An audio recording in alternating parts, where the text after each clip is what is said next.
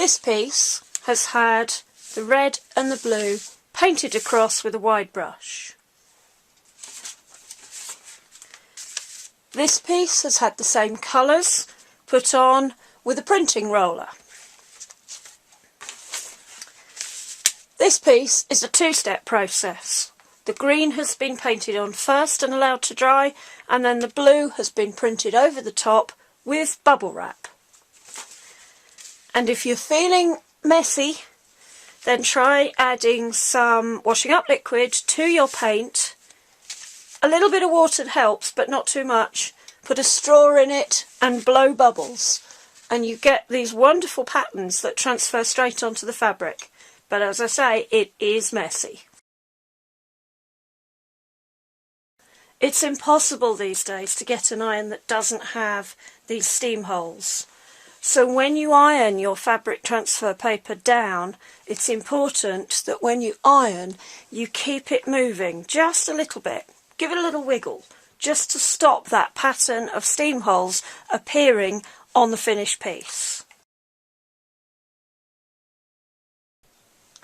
If you want to do lettering with your transfer painted paper, then that's really easy. But remember, you will be turning the paper face down to iron it, so you need to have the letter in reverse when you cut it out.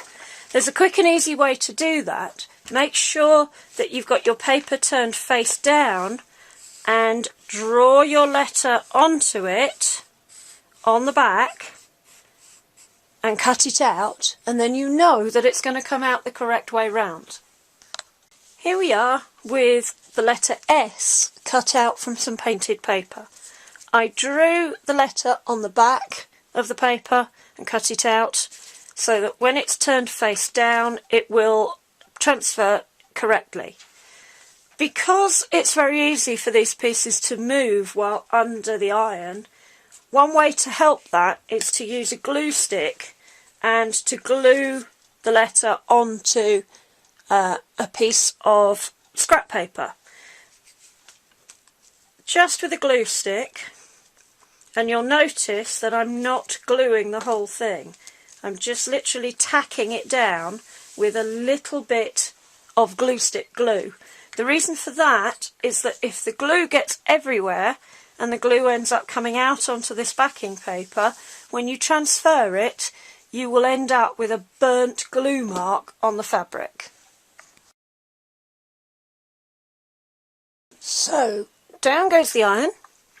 The S is small enough to fit under the sole plate, so I don't have to move it very much.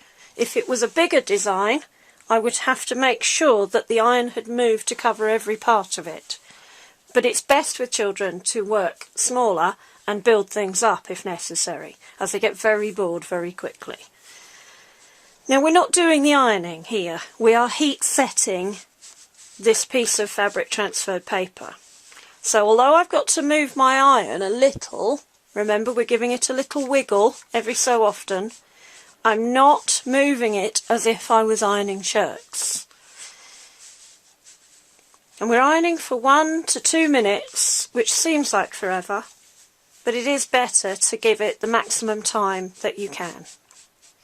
Now, if an adult is doing the ironing and the children are watching, then you can, remembering to tell them that you're doing this very carefully, you can lift the scrap paper and lift the design and just have a quick peek under there to see how well the design is transferring. If the children are ironing for themselves, then you absolutely don't let them do that, of course. What we would do is put a timer on and make sure that they keep ironing for the full time before checking. I've ironed for long enough. I've wiggled as I've ironed to make sure that I don't have any steam hole marks in it. So I'm going to take my iron away, take away my scrap paper, and you can see, you may not see on here, but I can see that very faintly some of that paint has come through.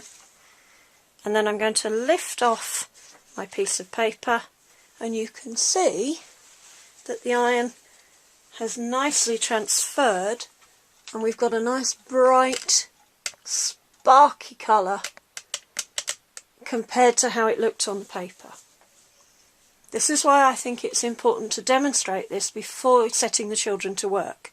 Otherwise they grumble about the dull colours. Once they see what they're likely to get, then they will be happy to work away and wait for that little piece of magic caused by the heat of the iron. The reason I like transfer paints so much is that they are virtually no fail. Anybody can achieve a good result, particularly if you're working in an abstract kind of way. We can take the paper and tear. You get a beautiful torn edge which will reproduce exactly the way it is once it's ironed, and this can look really attractive. We can tear these pieces up into any size, any shape, or we can cut randomly with scissors, or we can cut defined shapes. It depends what end result you're after. Another really great feature of transfer paints is that you can get more than one transfer from each piece. So this is our first one. You can already see that the painted paper is beginning to look a bit paler, so every subsequent transfer will come out lighter than the last one. But I often find that the second transfer is the best because you can start to see more texture in it, which personally I like.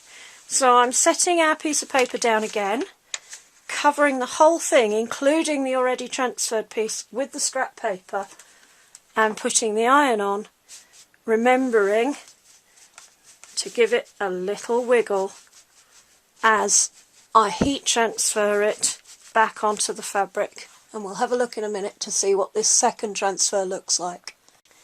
In this instance, my second transfer has come out a lot lighter than the first one. How many transfers you get will depend on the thickness of the paint going onto the paper. You don't want it too thick because it will take forever to dry, and frankly it's a waste of paint. But in this case you can see that the original piece of painted paper doesn't appear to have much left on it to transfer. I could probably get quite a good transfer print off the top part, but this area down here is really pale, which is why it's gone so pale here.